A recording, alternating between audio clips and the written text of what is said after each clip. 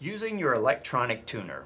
The great thing is nowadays tuning is very easy with the use of these new electronic tuners. And they're very simple to use. But if you've never tuned anything before or never used one, just a couple little things to show you that'll help make your first tuning experience not only successful but enjoyable as well too. Now what we do with an electronic tuner is it picks up the sound of the string. And so what we need to do is just set the tuner either on the instrument like I'm doing this one, or just somewhere close to the instrument. Turn the tuner on, and then basically we just pluck the string. Now whatever note it makes, that note is going to show up to the right. Like this is lighting up a B, so that means this string is tuned to a B right now. But say we want that note to be a C instead of a B, so we're going to keep it cranking until we see the C come on. Now that the C is on, we know that we're the right note. But to make sure we're perfect pitch, now we start paying attention to that needle that you see bouncing around, or the lights right above it. When the green light is on, or the needle is dead center, that means your pitch is perfect. But if the needle is to the right, like it is right now, or that red light is on to the right side, that means we're a little too high. So that means we need to back our string off a little bit until it just stops dead center. Now, if we're to the left, where the needle is to the left, or the red light on the left side is on, that means we're a little too low. So we would just slowly turn until we get it to where the needle line's straight up and the green light is on, and now we know we're perfect pitch. Now, most electronic tuners like this one work off of sound. So they have their own microphone. And so that's why, like I said before, it just needs to be somewhere close to the instrument or either on the instrument. Now, the only disadvantage with that is if there's a lot of other noise going on in the room, or somebody's trying to talk like I am right now, it can interfere with your tuning, because whatever sound it hears, it quickly analyzes that and switches from one note to the next because of that. So when you're tuning with most electronic tuners like this one, make sure that you're in a quiet setting, where there's no radio or television or people talking or playing going on. Now, two electronic tuners that we've been using an awful lot in the store. For years, we've been using this model called the Korg right here. It's a good electronic tuner, and this is what they call a full chromatic tuner.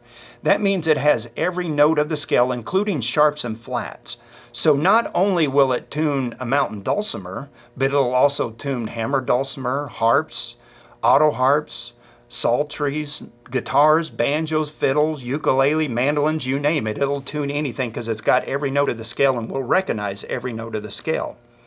But like I say, the difference between this one and the other tuner I'm going to show you called the Snart.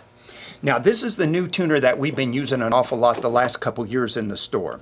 Now the Snart works pretty much identical to the way that this Korg was working, but the main difference is instead of picking up the sound through a microphone, this one you clip actually to your instrument, either to a tuner like I'm doing here, or to a tuning peg like if it's a hammered dulcimer or the bridge, just wherever it's convenient to attach it to your instrument. And now what it does is it'll pick up vibrations instead of sound. So now it doesn't matter how noisy it is in the room, it's not going to interfere with you trying to tune. Like I can pluck that string and talk at the same time, and it's not going to interfere with my tuning. So even if there are the television going or radio or other people trying to play while you're trying to tune, this won't interfere with your tuning process. Now it works exactly the same way as the other tuner, except it's just picking up by vibrations instead of by an external microphone.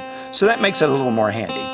Now the other reason why they call it a Snart is that it's got this little snorkel that allows you to manipulate that head around, so no matter where you attach it to your instrument, you can manipulate this to get a convenient spot so you can see it well enough.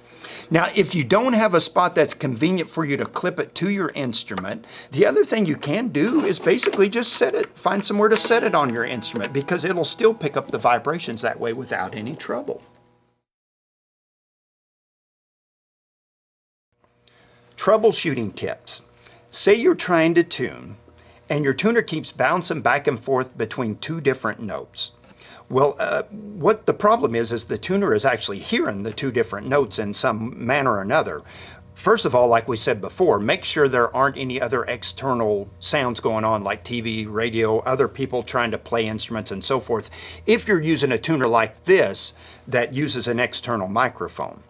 Now, the other sound that it could be picking up, one or two things. One is your pick itself. Like if we're using a pick to play the note, and if we're picking kind of hard, it's possible that the tuner can be hearing the sound of your pick and the sound of the string. So that's one reason why it can be bouncing back and forth between one note and another. That's why when I'm tuning an instrument, instead of a pick, I like to use just my thumb or my finger to pluck the string, and just it doesn't take a real hard pluck either, just a very light pluck to it, and it'll pick up the sound. Now, the other thing that can be happening is the harmonic note. Your string actually has two different notes to it, or actually has multiple notes. It's got your actual open note you're wanting to tune to, but then that same string has what's called harmonic notes, and I'll play one here. Okay, so here it makes an E when we're trying to tune it open, but here's the harmonic note on that same string, which is a B. So if it's bouncing back and forth, in this case, between an E and a B, chances are what's happening is the tuner is hearing that harmonic note along with the regular note. Once again, to help alleviate that is just not to pluck so hard. If you pluck a little softer, you shouldn't be in danger of making the string make that harmonic note at the same time.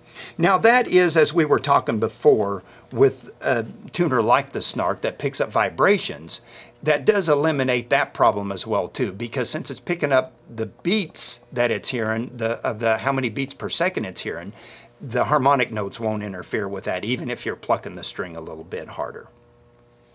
Well, hopefully that helps you understand how to use your electronic tuner. Now, if you do have any further questions, don't hesitate to contact us here at the shop. Now, if you don't already have an electronic tuner and you would like to purchase one, make sure that you mention that you saw this on the DVD when you call to order, or you catch us on our website and you order off the website, and you'll get $10 off either the Korg or the Snark tuner.